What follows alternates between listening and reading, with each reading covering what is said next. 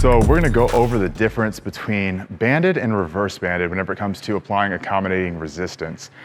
These are what I would consider more advanced techniques, but they can also be applied to pretty much any movement pattern in different ways. You just have to understand how to actually go about them and what the specific details of the reverse banding versus banding are and why you'd want to be doing one versus the other. So starting with banding. So banding is just the applying of a band tension from the bottom of the movement to overload the top of the movement. So you're actually pushing or pressing against the bands as you lock out the movement. So for something like a squat pattern, we could loop the band from the bottom peg like this and bring it up and over the bar. So in this capacity, and I'll bring it over here to the other side as well, so we can have it even. This capacity, as soon as I unrack that bar, the bands are going to be trying to pull the barbell down.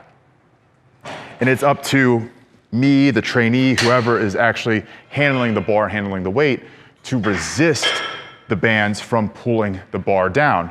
But as I'm squatting down, the bands will actually reduce that tension all the way down into the hole. And then as I extend back up and squat back up, I'm having to push harder against the bands the higher up that I go. So I can just do a quick demo rep here to show what that would look like.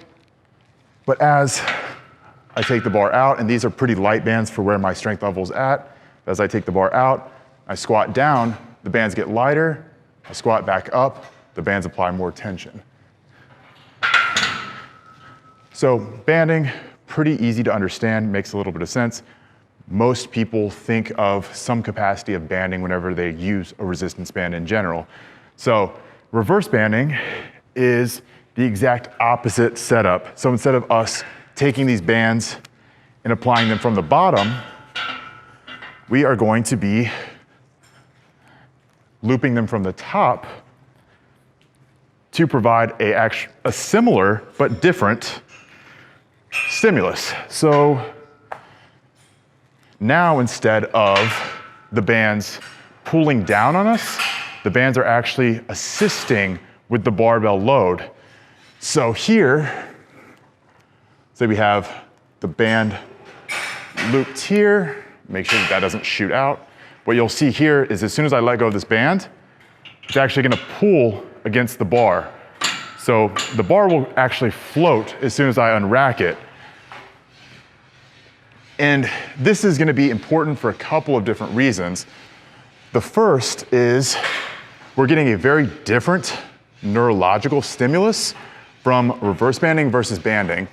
With banding, again, remember, that band tension is exponential. So the further up we go, the more that band is pressing down on us, and then vice versa, the lower that we squat, the lower that we go down into the movement, the more that band tension is taking off. So banded is great for power development, it's great for force development because we're, again, accelerating against that exponential force. Reverse banding is great for injuries, right? So because we're actually taking off the real load of the barbell as we're squatting further down into the movement, or if we're doing, let's say, a bench press, we're reverse banding a bench press, as we bring the bar down closer to our chest, it's getting lighter. And as we press up, we're feeling more of the real tension and the real load on the bar. So while in reality, they are very similar in their accommodating resistance, I bring the weight, the load lower, it gets lighter, I press up higher, I squat up higher, it gets heavier. The feel is very drastically different. So again, you'll see here, the bar floats, right? If I were to actually try and squat this, I would have to be pulling the bar down at a certain point just to get down into the bottom of that squat. But imagine I have 500 pounds on here. If I can only squat 450 pounds, I might be able to perform one rep with 500 pounds because I have the bands here helping me reverse banding out of the bottom. So reverse banding can be great for overloading a movement, so going super maximal, what you might be able to handle under normal circumstances, might be even better than traditional straight load for injuries because you're taking the tension out of the vulnerable positions of the rep. But then banding might be better for force development because you're having to accelerate through that band tension. But understanding where the differences lie, the differences in application, also setup, but being able to differentiate, okay, reverse banding is from the top, understanding that this is assisting with real load. Banded band tension is going to be supplemental. It's going to be adding more tension than is actually on the bar through the addition of the band resistance. So both have their applications, both are great for different things. Just understand which is for what and how to actually utilize that new